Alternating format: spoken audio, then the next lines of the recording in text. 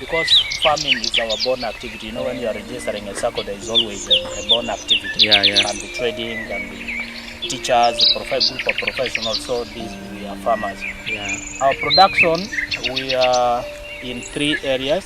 We are in livestock, majoring in poultry. Yes.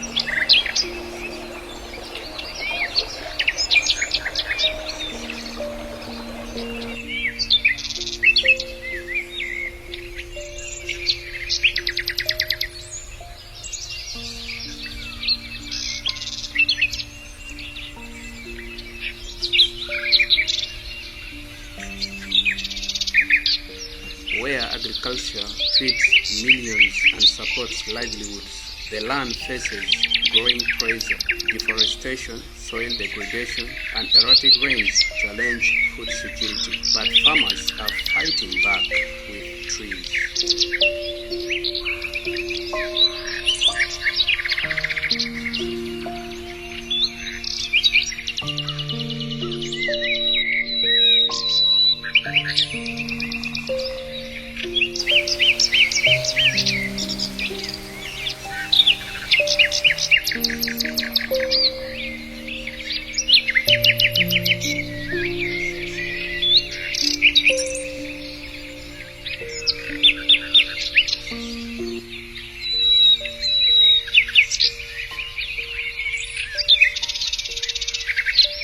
Welcome. Thank you. Nice too. How is PALUDA Farmer? PALUDA SACCO is okay and you are welcome. This SACCO was founded in 2019, the 5th of September. Yes. And because farming is our born activity. You know, when you are registering a SACCO, there is always a born activity. Yeah. Can be trading, can be teachers, group of professionals. So these we are farmers. Yeah. Our production, we are in 3 areas. We are in livestock, majoring in poultry. Yes. The chicken moves in this small fence, Yeah. so they are able to produce organic egg, Yeah. and then we do a bit of extension services to support the medication of for the birds that are bought by our clients. We have agroforestry, but above all, it is a way we want to challenge the community. We want it to be a model for the community to copy, because you know, being refugees, we have a role to play in compensating to the environment, because if you take Palabek refugee settlement, we have nearly 90,000 people who are settled in about 20 square kilometers. So you can imagine the pressure. People have to cut trees for construction, for farming, as they are opening land for farming, for fuel. So we think every household can copy what we have done. 1, to compensate for our environment, the trees that are being cut. 2, for income. Yeah. And 3, for the aspect of nutrition. We influence the behaviors of our community to begin to embrace farming, especially agroforestry. Yeah. We are looking at youth being the main population in the settlement, and women. Simple farming, like these hens can give a household. These are sassels, we get them from Ozima. So our analysis for the last 3 years has shown that these birds, when you keep them well, you can get 60 to 70% egg production. That means if a household has 7 of these hens, they are able to collect 6 to 7 eggs every day. That's about 3,000 to 3,500, which can help boost the income, but also the nutrition of such households. Especially for us, refugee settlement, this is very important. The agroforestry system you incorporated in the farm, can you maybe mention 1 or 2? For us, we do assorted and we do mix. Mix. Yes, because as you can see, this is thick. We prefer it to be along the boundary, as you can see. Then as you see the other side, we have cloniplitas. In the middle, you see we have fruits. We have banana, we have mangoes. So as banana get old, the mangoes will take over. But we are using this as a mother garden, where we can get suckers the community can also get from it. We will later on move the bananas according to how they perform to another to our irrigation side. You also have irrigation on the side. Yes. In the irrigation side, what crops do you plant? We currently have eggplant, we have tomato, we have sukuma, we have onion, which is still in the nursery bed. Okay. That's what we do. Sometimes we do some local vegetable, otigo, the okra, those ones. And community access, they buy 2 ways. Household buy directly and eat, but also we have market vendors, the people who do in the middle business. They come, they buy, they go and take to the market, and they make some small profit margin in between. So we grow as they grow.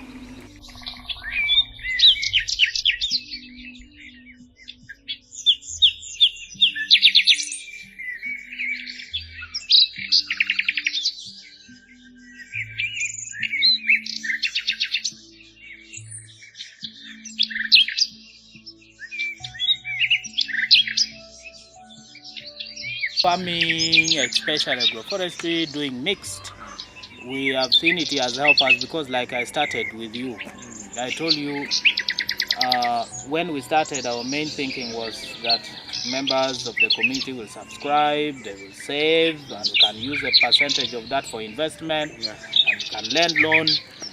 And when COVID came and people had to redirect their resources into household needs, so it means they were not saving but withdrawing. It means even when you gave loan, they were now using it for household needs, not for businesses. Then came in the issues of food cuts, which also now affected our members and the business. Then came in now the current situation where we had a food prioritization, where about 80% of refugees have been removed from food support. So this has taught us very difficult lesson that we must now strategize and build a system that can sustain our operation. So these trees, in time to come, they will be our donor. Yeah, sure. And this is part of institutional capital. So apart from motivating the members to do the same in their household, we think at institutional level we need this for sustainable operation and asset building.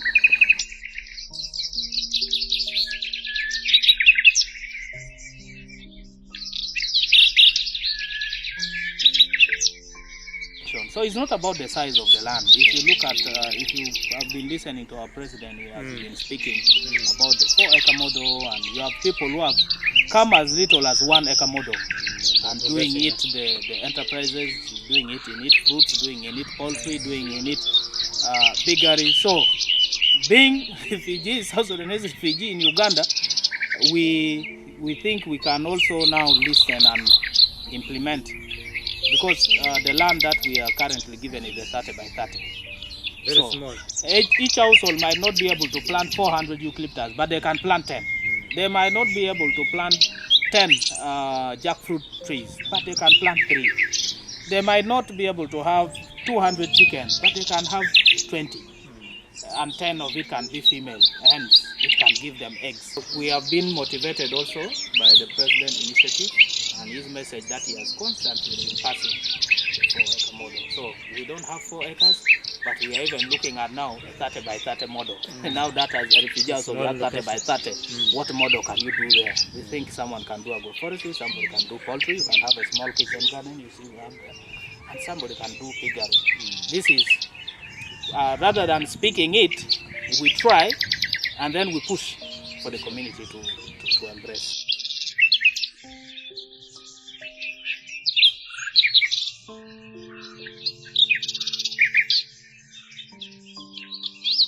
We have Pier 17 banner here from Naro.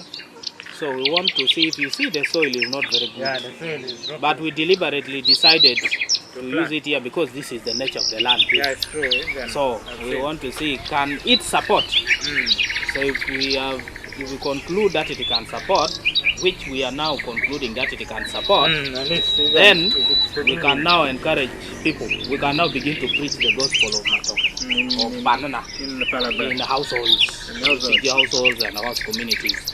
Because at least when you have your banana, when you manage it, it rains or it shines, you will have your fruit. We will see the best, the one that perform best in this nature of land is the one that will now promote, but the one that will not do well, we might have to leave it here. But that's why you have seen.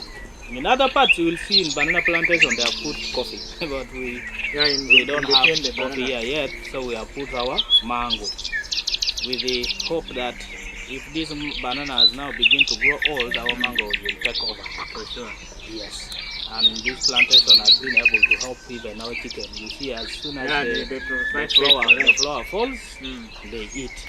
But also, where the banana plantation is, sometimes you have, where the oils are, sometimes you have worms. They come, they scratch, and they eat. And we have lemon, the other side.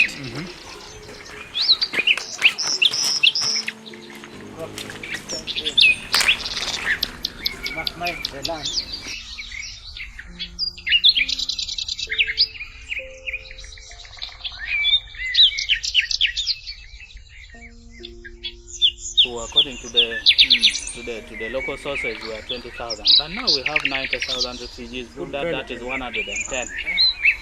People are producing, the more refugees are coming, and the land is static. It has remained as it is. So moving forward, the issue is we must learn to do much in the small land that we have.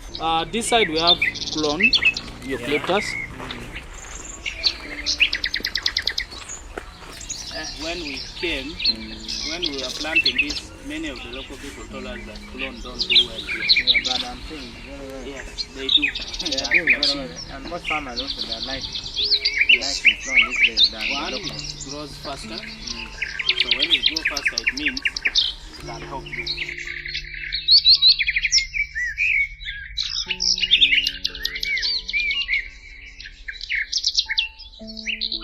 Oh, Margaret, this is Francis, the student of Uganda Matters University doing Bachelor in Agriculture. So he came to see how we do our things, and we are trying to show him what we have and how we do it and why we have done it that way. I've been seeing the farm, but it has come my time today to come and also learn what we're doing. Okay. Also go and practice it. Okay. Also go and enroll to other community where I also work with them. Yeah. It is a nice place and a lot I've learned from it. And I believe we started small, but now the production is very high. Yeah. Yeah. That is it.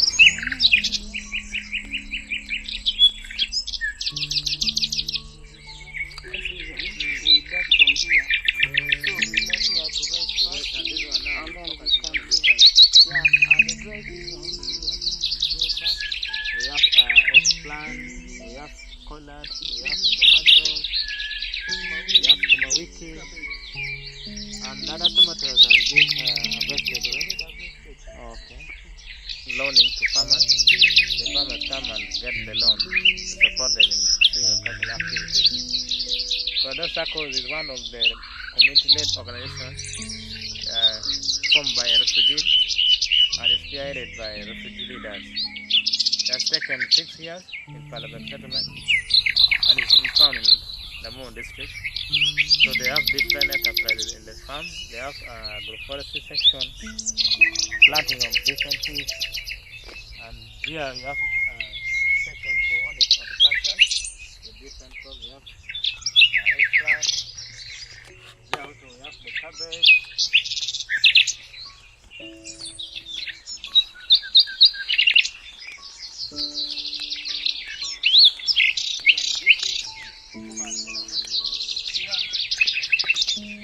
Yeah, we have eggplant garden which has been harvested for 1 full month and still generating other crops. So from the farm, they get daily cash. The market vendors come and buy from the farm, and each day they can get from different crops. They can get like 500,000 every day, whether being tomato, whether being eggplant, sukuma, cabbage. So this is the activity which are taking place at PALUDA SACCO. The unit which is some distance from here. They have different area of land gazetted under one farm. So here is just physical for horticultural production. Then we also have another site for agroforestry, which comprise of poultry, piggery, banana plantation, jackfruit, and eucalyptus, which has been planted in a different area of land. And also they have cassava plantation, which is under one farm, but is not within. It's some 1 kilometer from the farm. So they have different areas where they're doing their production. So this PALUDA SACCO farmers, it is the leading community-based organization in the community, and people are accessing on daily basis for guidance and mentorship from the expert in the farm. And community are also getting enough knowledge on agroforestry system, horticultural production. They're also doing training of the youth on doing vegetable production, animal rearing, poultry rearing, and they do selling different products from agroforestry section. One of them, they also produce the chick. They sell 1 month old chick to the community within. They sell banana fruits. They sell the suckers.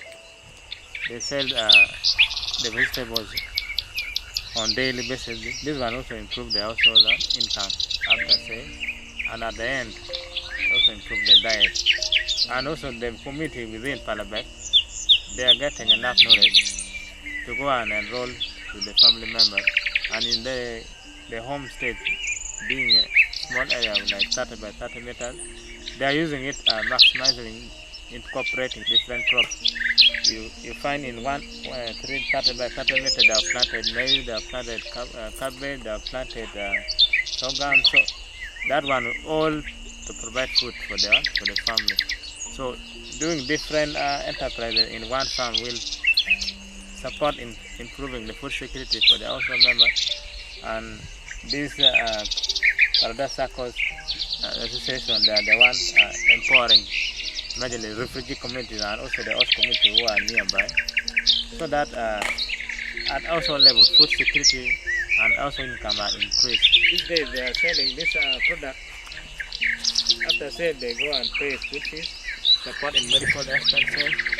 So the money they get from production of cabbage, tomatoes, collard, so they go and sell in the market. The money they go and support paying school fees, support in saving DSLA, even also they support in what? Serving for medical. You know, being a refugee, sometimes it is hard to access medical clinic in Kitgum. At least there's little money they get from the sale of their castle product. They go and buy medicine from the nearby clinics, because the hospital within Palabek is not many as in maybe in the Ambar Center. So they always rely on clinic, which is easily accessible by most of the community. So I see the component of agroforestry system and horticultural production has improved the level of PALUDA SACCOs, and the way they started, it was small, but now, based on my observation and interaction with the manager and the staff around, they are doing well, and I appreciate them for the work they have done. And I believe what they have done has inspired the community. They are now role model people and role model organization within. And all NGOs now, they come to them to learn, and also they are using them like a chain link to other community members. So they are easily accessible, they are reachable, they are active members, they have qualified staff, and they have different workers which attached to different sectors. So based on what I've seen, I recommend the activities of the forestry really contributing to food security and also income, because we're doing different activities in one farm will make you have different sources of income. And when you have different sources of income, you can either buy your food or you produce by yourself. So this is what I can recommend on my observation and the field research. I think for now I can get my farm manager, chaired by the finance. Thank you for your time. Thank you for honoring me in your Thank you farm. very much. Thank you for giving your time, and also the staff. And also we appreciate.